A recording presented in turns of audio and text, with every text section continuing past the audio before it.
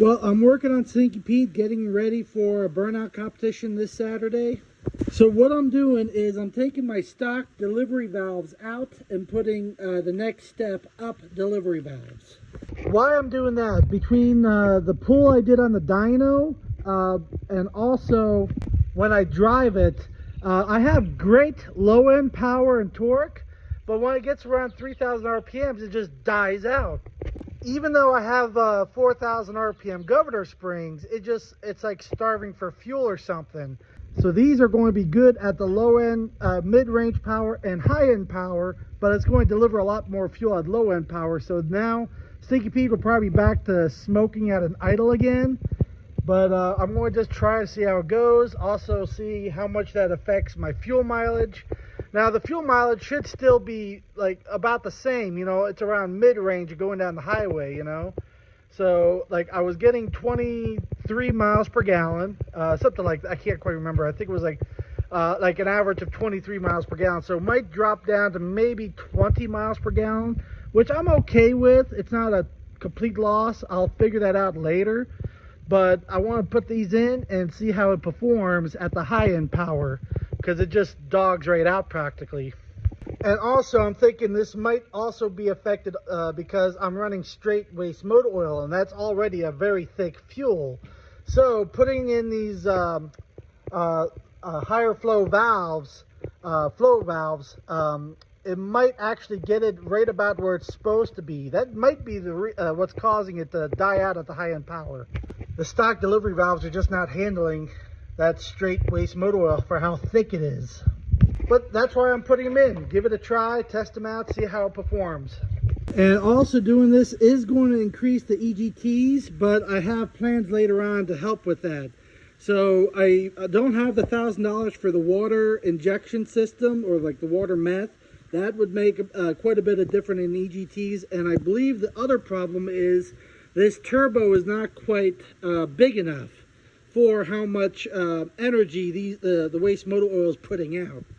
This is like a 0.63, I think, millimeter turbo, so I might have to bump it up to like a 0.74 or something like that.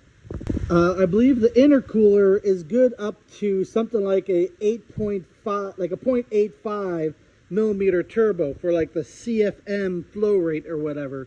This intercooler is rated for 800 horsepower, so that is a 600 horsepower turbo. So I'm going to have to bump it up to basically 800 horsepower turbo and get that up. Even though the motor is not going over 500 horsepower, but the exhaust, the extra energy from burning that waste motor oil, it's acting like it's at 800 horsepower. So it's still a little bit of a learning curve, you know, for me, and trial and error and stuff. You know, I spent most of my mechanical life in the garage working on gasoline trucks and cars. You know, diesels were all new to me about 7 years ago, but I had a rough idea how they work. But I'm still learning all these things. In case you're wondering, the delivery valves are from Power Driven Diesels. These are the next step up, point like 0.25. And the other thing that could be causing it not to have power at the high end is also could be the timing of the injection pump. So I do have, this injection pump comes from Power Driven Diesels with, I believe, a 14-degree advance already, the pump.